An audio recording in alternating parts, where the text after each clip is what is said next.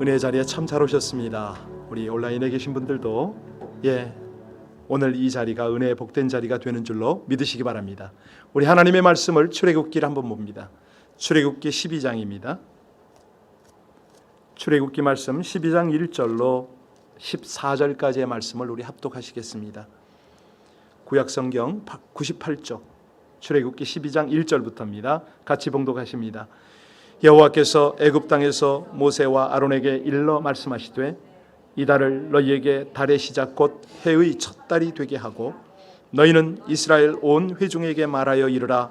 이 달 열흘에 너희 각자가 어린 양을 잡을지니 각 가족대로 그 식구를 위하여 어린 양을 취하되 그 어린 양에 대하여 식구가 너무 적으면 그 집의 이웃과 함께 사람 수를 따라서 하나를 잡고 각 사람이 먹을 수 있는 분량에 따라서 너희 어린 양을 계산할 것이며 너희 어린 양은 흠없고 일련된 수컷으로 하되 양이나 염소 중에서 취하고 이달 열 나흘날까지 간직하였다가 해질 때 이스라엘 회중이 그 양을 잡고 그 피를 양을 먹을 집 좌우 문설주와 임방에 바르고 그 밤에 그 고기를 불에 구워 무교병과 쓴 나물과 아울러 먹되 날 것으로나 물에 삶아서 먹지 말고 머리와 다리와 내장을 다 불에 구워 먹고 아침까지 남겨두지 말며 아침까지 곧 불사르라. 너희는 그것을 이렇게 먹을지니 허리에 띠를 띠고 발에 신을 신고 손에 지팡이를 잡고 급히 먹으라. 이것이 여호와의 유월절이니라. 내가 그 밤에 애굽 땅에 두루다니며 사람이나 짐승을 막론하고 애굽 땅에 있는 모든 처음 난 것은 다 치고 애굽의 모든 신을 내가 심판하리라. 나는 여호와라.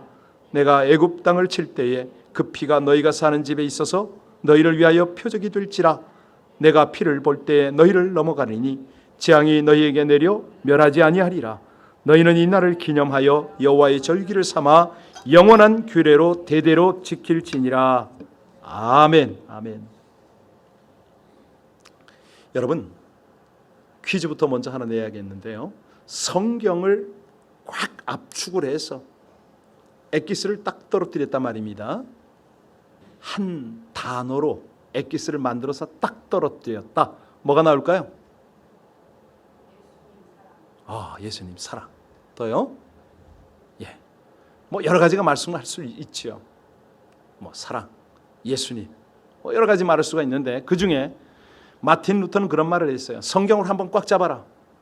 그러면 딱 하나 나오는 것이 있을 것이니 그것이 바로 피다. 이런 말을 했습니다. 구약을 짜면 어린 양의 피가 나오고 신약을 짜면 어떤 피요? 예수의 피가 흘러나올 것이다. 사실 인간이 범죄하면서 피의 역사는 시작이 됐죠. 우리가 잘 아는 대로 하나님께서 천지 창조하신 후에 아담과 하와에게 자유의지를 주셨잖아요. 나와 친밀하게 사랑의 교제를 이 동산에서 나누자라고 제의를 하셨는데 조건이 하나 있었습니다. 그렇게 하려면 이 선악과는 먹지 말아야 한다. 네가 따먹을 수도 있어. 그런데 잘 참아내고 나와 함께 친밀한 교제를 나누자. 하나님이 당부를 하셨죠. 그런데 아담과 하와는 먹었습니다. 결과는요? 죄가 들어왔다는 거죠. 죄가 들어오니까 그들은 하나님 앞에 설 수가 없는 거죠. 부끄럽습니다. 그래서 궁여 지책으로 어떻게 했다? 무화과 나무로 그들의 수치를 가렸습니다. 그랬는데 하나님께서는 어떤 조치를 해 주십니까? 무화과 나무가 아니라는 거예요. 뭐죠? 가죽옷을 지어서 입히셨습니다. 우리 패션을 하고 뭐 하여튼 의류업계에 계신 분은 하나님께서 최초의 디자이너고 또 옷 만드는 분인 줄로 아시기 바랍니다. 그런데 이제 그거보다 더 중요한 게 뭐냐면 왜 가죽옷이냐 이거예요. 본질, 의미가 뭐죠? 이 가죽옷을 입힐 때는 피가 흘렀습니다. 어떤 피가 흘렀을까요? 아마도 거의 양의 피가 흐르지 않았겠는가 그런 생각을 해봅니다. 양의 가죽을 벗기셔서 그 옷으로 입히셨을 것이다. 하나님께서 아담과 하와를 부를 때 그랬을 거 아니에요. 아담아, 아담아, 네가 어디 있느냐? 아담이 왜 숨었죠? 죽을 것 같으니까. 하나님에게 들켰다가는 아니 자기 말로는 하나님 제가 벗었기 때문에 숨었나이다 말은 했지만 실제는 어떤 느낌이었을까요? 하나님에게 죽임당할까 봐. 그래서 숨었던 거죠. 그 대신에 아담과 하와가 죽어야 하는 것 대신에 바로 이 양을 잡았지 않았겠느냐. 여러분 양 죽는 거 보셨나요? 양 죽는 거 보면 그렇게 참 애처로울 수가 없어요. 소리를 잘 안 내요. 각을 떠도 피를 흘려도. 양이 음매는 했겠죠. 드디어 내 다리가 잘려나가고 목에는 붉은 피가 줄줄 흘렀을 겁니다. 그리고 가죽이 다 벗겨져서 그 가죽으로 아담과 하와를 덮어주었다. 사실요, 우리가 기독교를 믿는데 우리 기독교는 부끄러움을 덮어주는 종교다. 이게 가장 중요한 것 중에 하나거든요. 피의 옷을 지어 입히신 하나님께서 어떤 말씀을 하시나요? 창세기 3장 15절에 그런 말씀을 하시잖아요. 여자의 후손은 내 머리를 상하게 할 것이요 너는 그의 발꿈치를 상하게 할 것이라. 아니 이게 무슨 말인가 도대체. 이 말씀은 곧 사단을 저주하신 말씀이거든요. 뱀을 저주한 말씀이세요. 예수님이 이 땅에 오셔서 피 흘려 죽으시고 우리를 구원할 거를 창세기 때부터 먼저 말씀을 하셨어요. 성경의 최초의 예언이죠. 여기서 상하게 한다, 이 뜻은 바로 피를 흘리게 한다, 이런 말이었습니다. 그러니까 성경을 자세히 보세요. 피의 이야기로 역사가 풀어지고 피의 이야기로 역사가 마무리가 돼요. 가령 계시록 7장에 가면은 마지막 환란 때 구원의 백성이 나오잖아요. 그 구원의 백성들이 어떤 옷을 입죠? 어린 양의 피에 그 옷을 씻어 가진 그 옷을 입는단 말입니다. 그 옷, 어린 양의 피에. 다시 말하면 마지막 날에는 피로 씻김을 받는 사람이 구원을 얻는다. 오늘은 설교 제목이 능력과 권세의 보혈입니다. 자, 그래서 성경은 피의 책이고 기독교는 피의 종교다, 이렇게 말할 수가 있는 거예요. 여러분, 우리가 그동안에 막연하게 보혈의 능력, 보혈 이런 얘기를 계속 했는데 오늘 밤에 제대로 그 능력과 권세를 아시고 적용하시기를 주님의 이름으로 축원합니다. 사실은요, 이 말씀을 준비하면서 여러분들이 떠올랐어요. 오늘 꼭 오셔야 될 분들이 계셨거든요. 물론 온라인에 계시길 바랍니다. 사실은 현장감하고 온라인하고는 또 다르죠.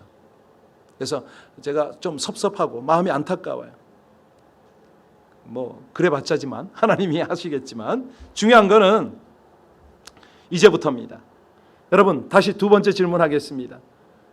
자, 우리 모든 인간의 생명은 어디에 있을까요? 대답해 주세요. 어디 있습니까? 많은 사람은 심장에 있다, 뇌에 있다, 이런 대답을 할 수가 있어요. 그런데 성경에서는 생명은 어디 있다고 그랬죠? 피에 있다고 그랬어요. 아주 분명히 말씀합니다. 근데 이게 현대 과학은 언제부터 이 생명이 피에 있는 걸 발견했느냐? 한 120년밖에 안 됐습니다. 그때의 의사들이 생명은 피에 있다는 걸 발견한 거예요. 사실 위대한 발견이죠. 그런데 성경은 언제부터 생명은 피에 있다고 얘기했죠? 레위기에 있잖아요. 수천 년 전에.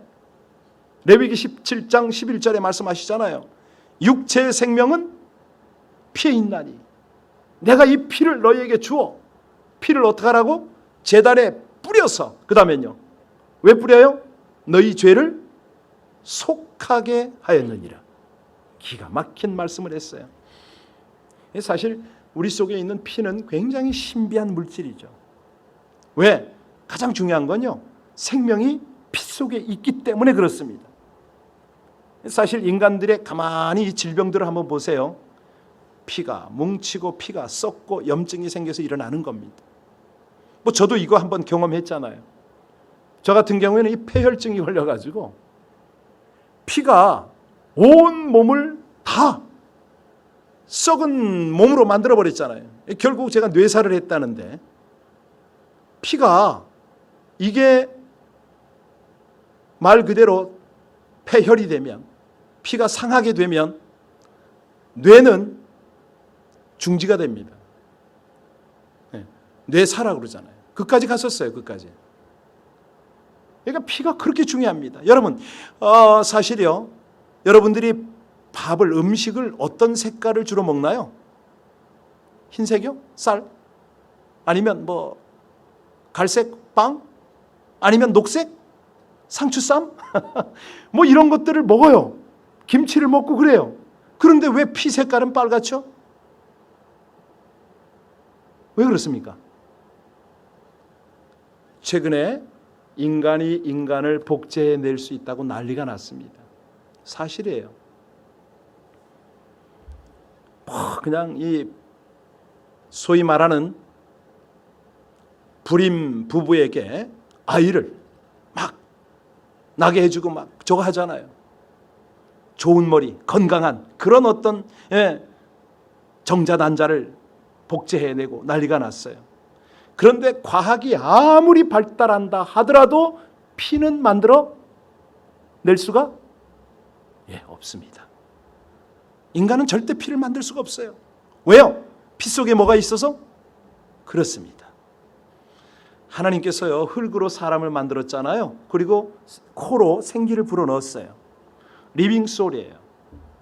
살아있는 영적 존재가 된 거예요.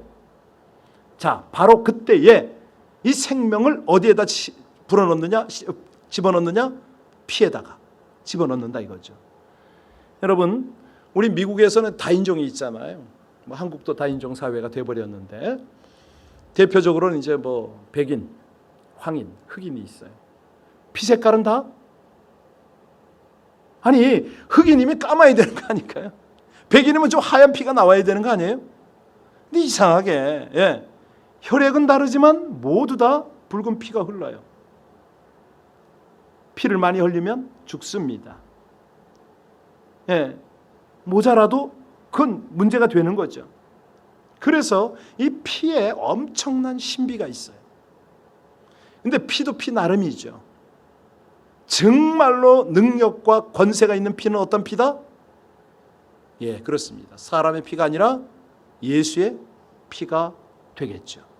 그래서 우리는 예수의 보혈 이걸 막 찬양을 하는 거예요. 우리 예수님을요, 이 땅에 하나님이 보내실 때 특별한 계획이 있었잖아요. 왜냐하면 예수님의 피를 순결하게 해야만 했습니다. 그 방법이 뭐였죠? 동정녀 탄생이었어요. 순결한 피를 예수님에게 만들어야 되는데, 그 방법이 동정녀를 통해서 태어나는 거였다 이겁니다. 그러니까 동정녀는 뭐냐면 난자와 정자가 결합하는 형태가 아니잖아요. 한마디로 예수님의 생명이 마리아의 몸을 빌린 거예요. 다시 말하면 마리아의 피가 예수님에게 전달되지 못했던 거죠. 성경은요, 이걸 보고 히브리서 10장 5절에 뭐라고 그러냐면 한 몸을 예비하셨다 이렇게 말합니다. 한 몸을 예비하셨다. 그러니까 마리아는 아담의 후손이죠.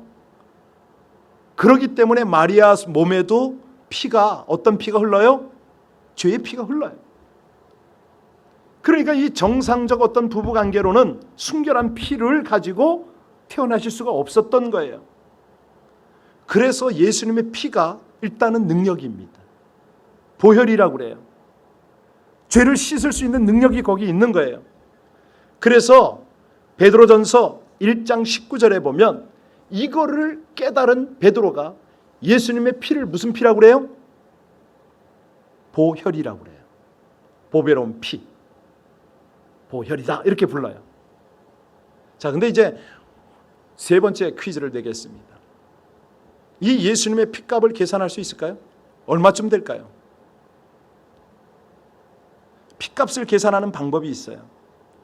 솔로몬이 하나님 앞에 제사를 드릴 때 번제를 몇 마리 드렸습니까? 예? 1천. 예. 양이 1,000마리. 예. 열왕기상 8장 63절에 보니까 이스라엘 백성을 위한 화목 제물을 드리는데 소가 2만 2천 마리, 양이 12만 마리. 이것도 1등품입니다. 2등품은 안 돼요. 흠 있는 거, 눈 먼 거 이런 거 안 됩니다. 상처 있는 거 안 돼요. 그러니까 어마어마한 짐승의 피가 강을 이룬 거죠. 범람을 한 거예요. 여러분, 매월 오늘 본문에 보면 6월절이 나왔잖아요. 6월절에 보면 희생된 양의 수를 대충 계산할 수가 있어요.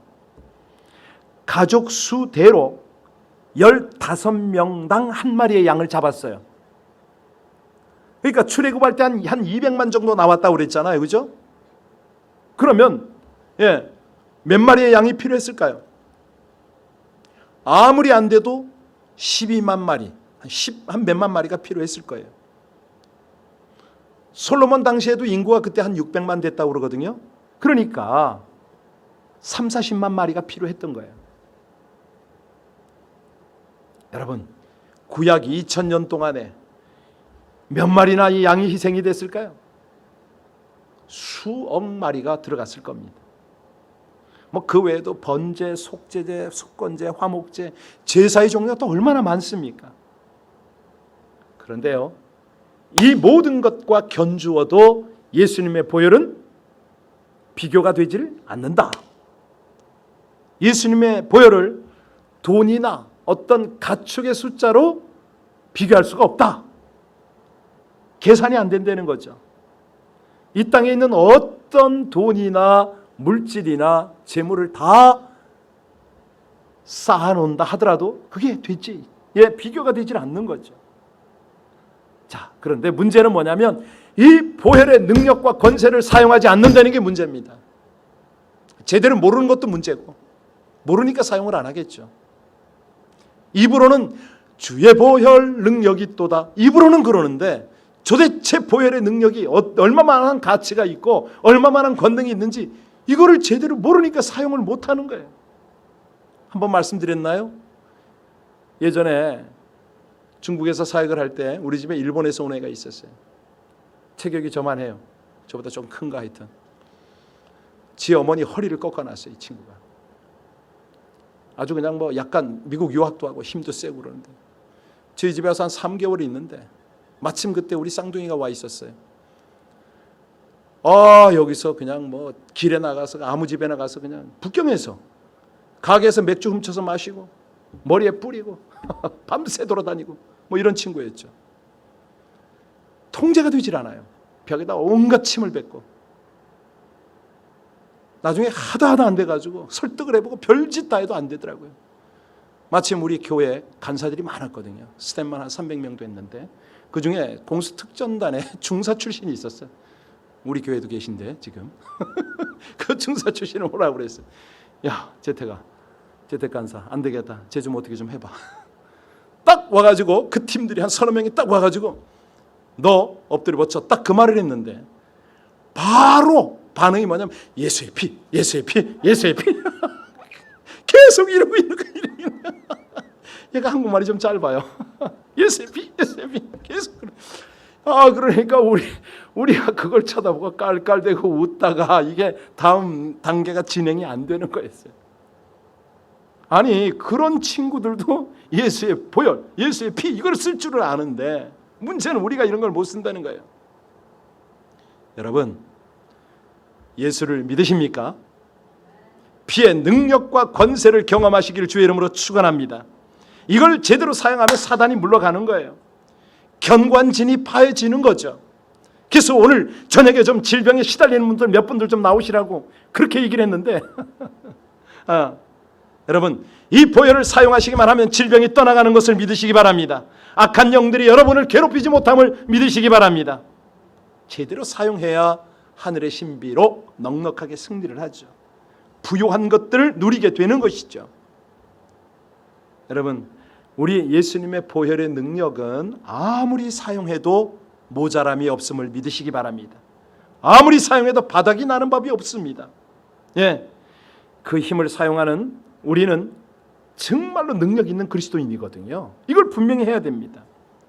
왜냐하면 예수님의 보혈이 모든 죄를 사멸하고 사단을 파하고 질병과 상처를 치유하는 능력이 있음을 믿으시기 바랍니다.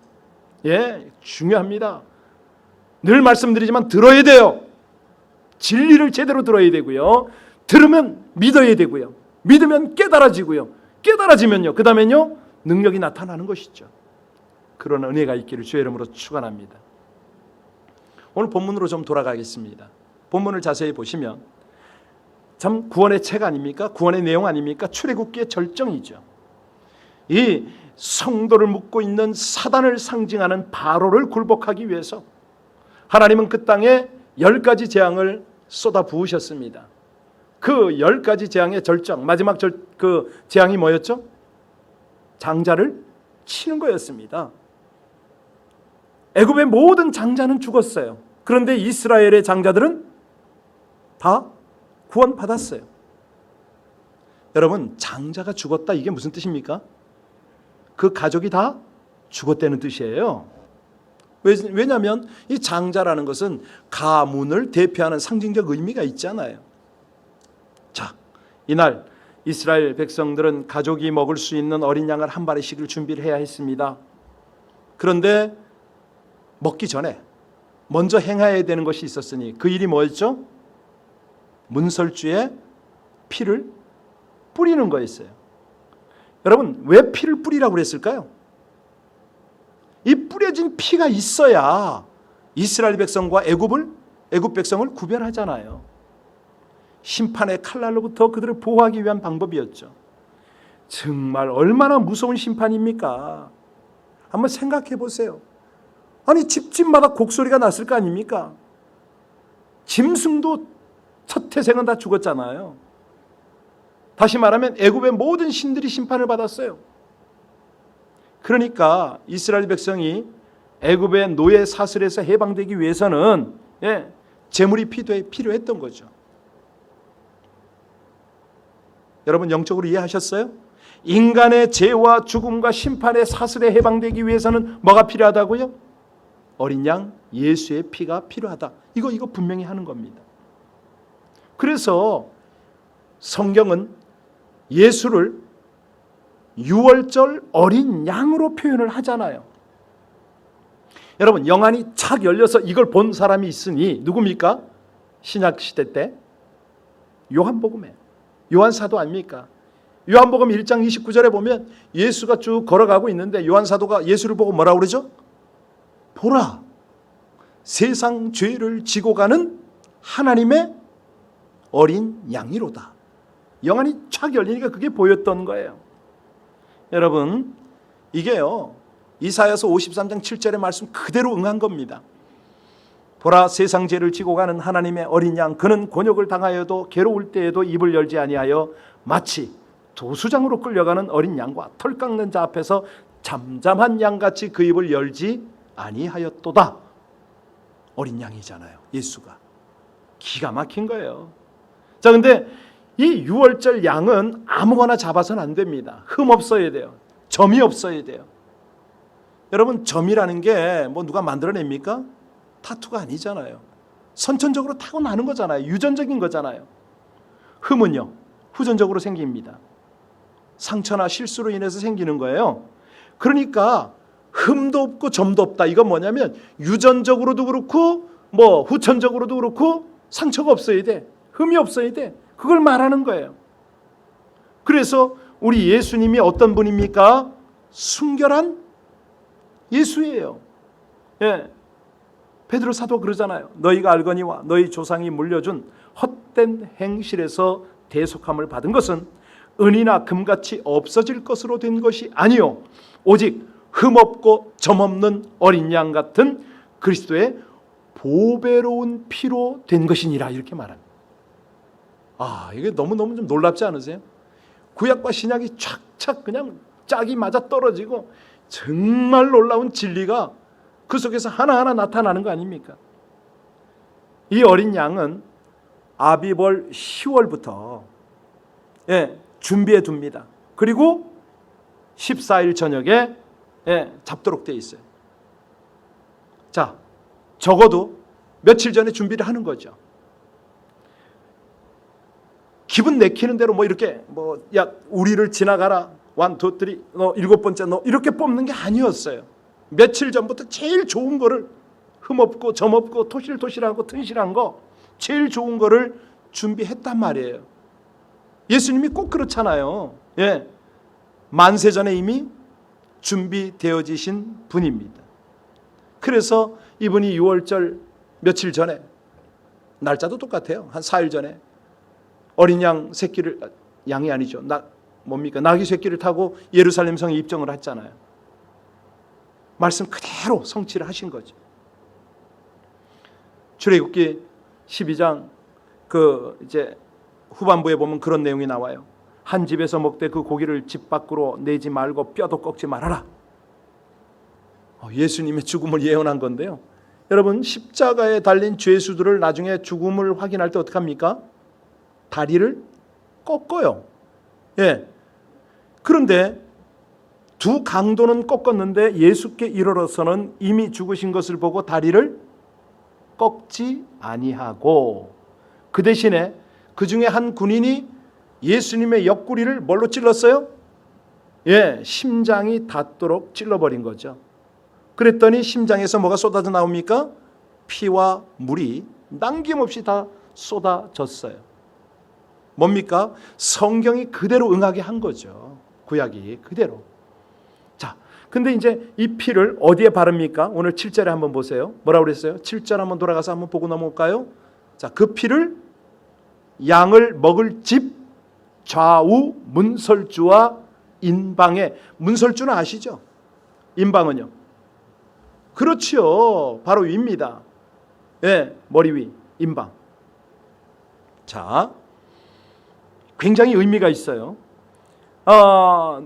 문설주와 인방에 바른 거는 누가 봐도 그 집이 피 뿌린 집인 걸 알게 하는 거예요. 보혈의 능력이 거기 덮였다는 거예요. 근데 중요한 거는 뭐냐면 문턱에는 바르지 않는 거잖아요. 그죠? 왜 바르지 않았을까요? 이 약속의 피를 짓밟는 자는 망한다. 이런 뜻이 있는 거 아닌가요? 약속의 피는 기중이 다루라. 바르긴 바르되 발로 밟아서는 안 된다. 그 보혈은 가슴에 좀 발라라. 마음에 발라라. 그래서 마음이 의로워져야 되는, 깨끗해져야 되는 거죠. 하나님의 약속을 밟으면 그건 멸망이잖아요. 우리 13절 다시 한번 봅니다. 13절도 한번 다시 한번 보겠습니다. 자, 13절 같이 읽겠습니다. 네가 애굽 땅을 칠 때에 표적이 될지라 내가 피를 볼 때에 너희를 넘어가리니 재앙이 너희에게 내려 내가 그 피를 볼 때에 넘어가리라. 우리 그 찬양 많이 하잖아요. 그죠? 자, 여기서 이건 뭐냐면 피를 발라서 완전하게 드러내듯이 공적인 고백이 그렇게 중요합니다. 피의 능력은 사람들 앞에 보여져야 되고 또 고백이 되어져야 되는 거죠. 선포가 되어져야 되는 거죠. 그래서 바울 사도가 이거를요, 로마서 10장에서 그런 말 한 거 기억하세요? 내가 만일 내 입으로 예수를 주로 시인하며 또 내 하나님께서 그를 죽은 자 가운데서 살리신 것을 내 마음에 믿으면 뭘 받아요? 구원을 받으리라. 사람이 마음으로 믿어 의에 이르고 입으로 시인하여 구원에 이르느니라. 아주 중요한 거죠. 예수님의 보혈이 권세와 능력입니다. 제가 예수님의 보혈을 바릅니다. 이 예수님의 보혈의 권세를 선포합니다. 이게 그렇게 중요했던 거예요. 바로 믿고 바로 선포하라는 거예요. 사실요, 이스라엘 백성 중에 누군가가 바깥에 벌건 피를 바르는 것이 사실은 창피할 수도 있고 이해가 안 가는 일일 수도 있고 여러 가지 자존심이 허락하지 않을 수도 있고 뭐 이래서 그냥 집 안에 발랐을 수도 있잖아요. 그렇죠? 어떻게 됐을까요? 망했겠죠. 망했겠죠. 같이 애굽에 그 백성들과 함께 장자가 죽고 다 난리가 났었겠죠. 우리가요, 예수님을 믿는다고, 내가 예수님의 사람이라고, 예수님의 증인이라고 고백하기를 부끄러워하고 체면 때문에, 관계 때문에 나를 숨긴다, 주의해야 됩니다. 그런 사람에게 어찌 보혈의 권세, 능력이 나타날 수 있겠습니까? 언감생심이죠. 아니, 사람들 앞에 믿음의 사람으로 살지 않으면서 주님의 보혈의 능력만 나타나라고요? 될까요? 아닙니다. 자, 본문은 없지만 22절을 보면요, 이 피가 발려졌을 때 어디에 있는 자가 유효하느냐? 피는 문설주와 임방에 발랐지만 그 안에 있을 때 유효합니다. 다시 말하면 예수의 보혈 안에 들어오는 자에게만 유효하다고요. 우리 예수님의 피는 모든 인류, 만물을 구원하고도 남습니다. 그렇지만 어떤 사람만 보호해 줍니까? 믿는 자만 보호해 줍니다. 믿는 자만. 믿는 자만 생명을 얻게 하시는 거죠. 아니, 노아 홍수 때 우리가 잘 알잖아요. 세상의 모든 사람은 물에 다 쓸림을 받았지만 누구만 살아남았다? 방주 안에 들어온 사람만. 마찬가지입니다. 한마디로 피 아래로 모이려는 거예요. 피 안으로. 예수님의 보혈 바깥에서는 구원받을 길이 없다. 여러분, 크고 넓은 길은 어디로 가는 길이에요? 그렇습니다. 그 길은 많이 가요. 그러나 천국 가는 길은 오직 좁은 길, 한 길밖에 없습니다. 예수의 피가 뿌려진 그 길을 따라 천국으로 갈 수가 있다는 거죠. 다른 방법 없습니다. 다른 요령 필요 없습니다. 우리 13절 다시 한번 13절 14절 같이 읽겠습니다. 내가 애굽 땅을 칠 때 그 피가 너희가 사는 집에 있어서 너희를 위하여 표적이 될지라. 내가 피를 볼 때 너희를 넘어가리니 재앙이 너희에게 내려 멸하지 아니하리라. 너희는 이 날을 기념하여 여호와의 절기를 삼아 영원한 대대로 지킬지니라. 여기 보면 무엇을 보고 넘어가신다고요? 패스 오버를 하는데, 장자를 치고 첫 태생을 죽이는 이 모든 재앙을 넘겨주시는데, 그 집은 사면해 주시는데 뭘 보고 넘어가더라? 너희의 착함을 보고 넘어가리라가 아니에요. 너희가 얼마나 열심히 노력하는가를 보고 넘어가리라가 아니라고요. 내가 그 피를 보고 넘어가리라. 단지 문설주에 발려져 있는 피지요. 그러니까 우리가 다른 방법이 없어요. 이게 피 안으로 들어가야 돼요. 피 안으로. 제발 좀 하나님을 예배하고 하나님의 보혈이 충만한 그 가운데로 여러분 좀 들어오시기 바랍니다. 들어오셔야 돼요. 주님의 피 안에 있으면 누구든지 안전하니까. 피 바깥에는 어떻게 할 수가 없잖아요. 우리가 피 안에 있는 것은요, 어떤 감정이나 느낌과 아무 관계가 없어요. 여러분, 이스라엘 백성들이 그 밤을 어떻게 지새웠을까요? 한번 상상해 보셨어요? 막 우리처럼 6월절 그 피를 이렇게 찬양했을까요? 아니에요. 그 밤에 그들은 불안하고 초조한 가운데 뜬 눈으로 밤을 새웠을 것 같아요. 그렇죠? 왜냐하면 이웃집이, 애국 사람 집이 곡이 울려 퍼졌을 거 아니에요. 이 집도 저 집도 와, 우리 애를 살려달라고 난리가 났고, 그냥 그때 방음장치가 있었습니까? 뭐가 있었습니까? 얼마나 동네가 통곡과 신음소리로 가득했을 거 아니에요. 그러면 자기 아들, 자기 집 태생은요, 긴장해서 두려워서 그냥 끌어안고 그리고 살폈을 거 아닙니까? 얼마나 그 밤을 불안하게 새웠겠습니까? 그런데 그들의 느낌이 어떠했든 간에 피를 문설주와 임방에 바르고 있으니까 그 안에는 어떻더라? 안전하더라. 새벽이 되고 날이 밝아왔을 때 이스라엘 백성들은 어떤 기분이었을까요? 너무너무 너무너무 흥분했겠죠. 진짜 밤을 지새우고 나서는요, 아마 눈이 퀭해가지고 입에는 씁쓸한 미소를 지우고, 야, 하나님께서 모세에게 말씀하신 그대로 됐구나, 뭐 그러지 않았겠어요? 말씀대로 됐구나. 여러분, 다른 거 없습니다. 우리가 보혈 안에 있을 때 안전하거든요. 보혈 안에. 네. 그런데 문제는 뭐냐면 많은 그리스도인들이 실제로 확신을 못해요. 기쁨을 누리질 못해. 어려운 일이 생기면, 주변에서 무슨 일이 생기면, 코로나 바이러스가 그냥 다시 한번 창궐한다 그러면 엄청나게 불안해요. 가슴 철렁철렁하고 그러지 않습니까? 여러분, 누구든지 예수의 피 안에 있으면 안전한 것을 믿으시기 바랍니다. 믿으세요, 정말로. 여러분, 이게 믿음 아니에요? 예. 오늘날 많은 신자들이, 많은 성도들이 피의 권세를 누리지 못하고 불안해하는 사람들, 아주 실패를 안고 사는 사람 같아요. 그냥 조금만 힘들어서 그냥 좌절하고 한숨 푹푹 쉬고, 예, 끙끙 앓고 그러잖아요.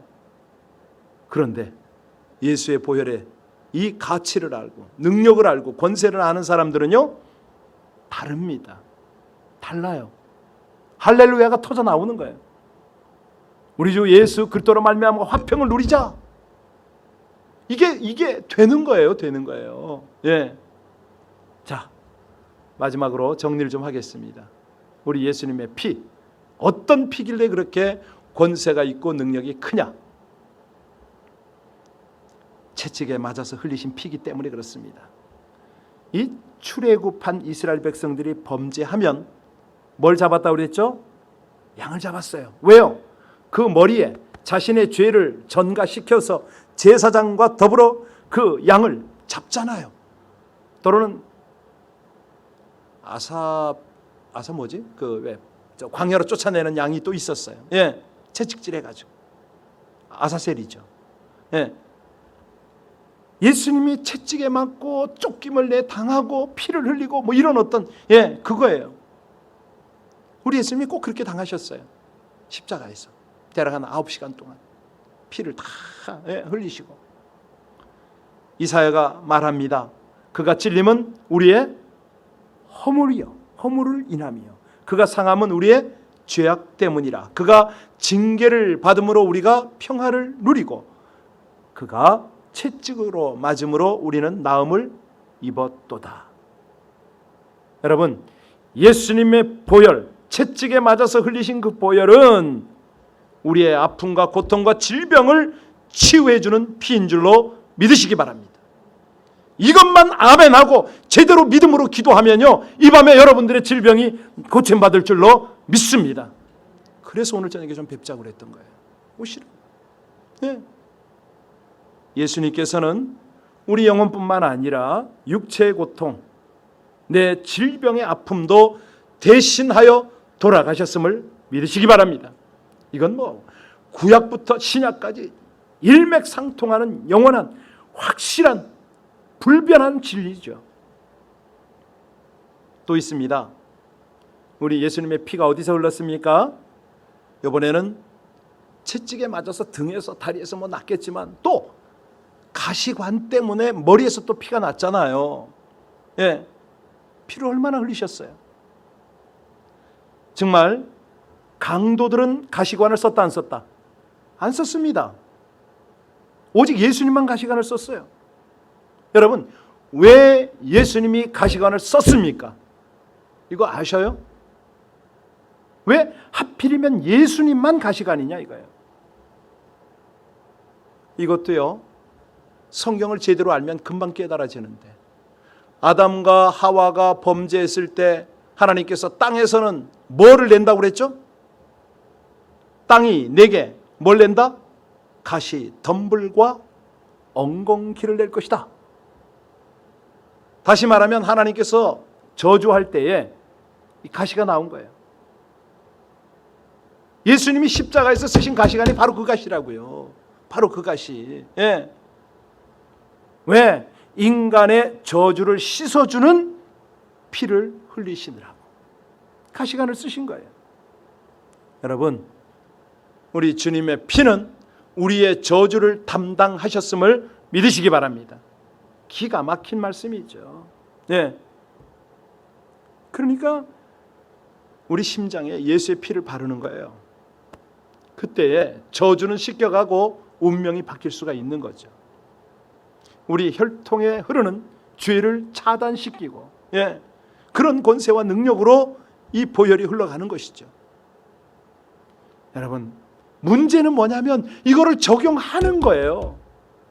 적용을 선포할 줄 아는 거예요. 이게 없으면 아무 소용없어요.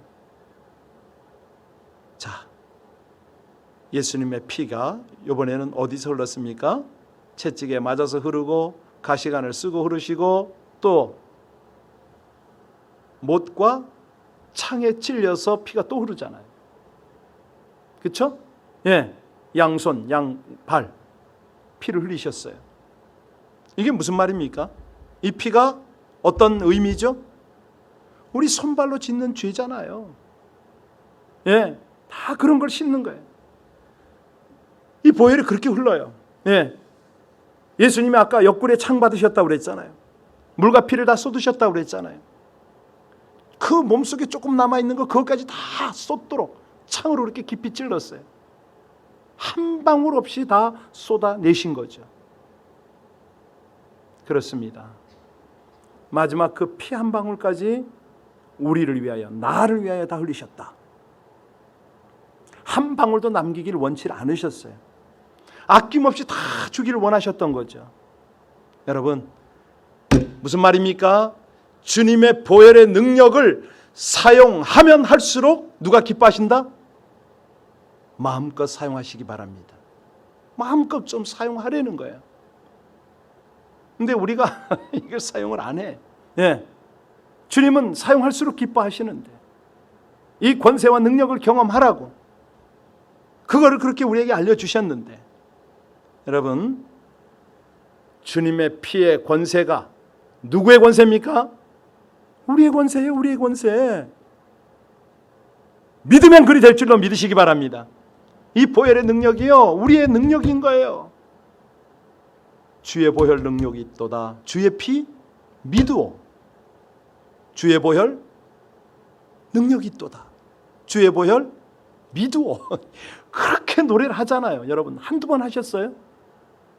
수십 수백 번은 아마 하셨을 텐데, 그런데 문제는 이거를 제대로 믿고 사용하지를 않았다는 거죠. 예. 자, 그래서 우리 안에 있는 저주를, 불신을, 불순종을 이 보혈에 던져버려야 됩니다. 이거 다 던져버려야 돼요. 그럴 때 저주가 떠나가고 질병이 치유받고 하늘 문이 열려서 능력 있는 하나님의 백성들이 되는 줄로 믿으시기 바랍니다.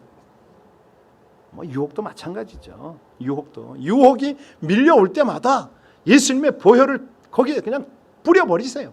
선포를 해버리라고요. 예, 사단의 공격이 안 떠난다고요? 나사렛 예수의 이름으로 그 보혈로 너를 쫓는다 대적하란 말이에요. 예, 여러분, 상처와 아픔 말할 것도 없습니다. 그곳마다 보혈을 바르시기 바랍니다. 나는 이 얘기만 하면 그 일본에서 왔던 그 이름이 성우입니다. 성우. 그 친구 생각이 자꾸 나요.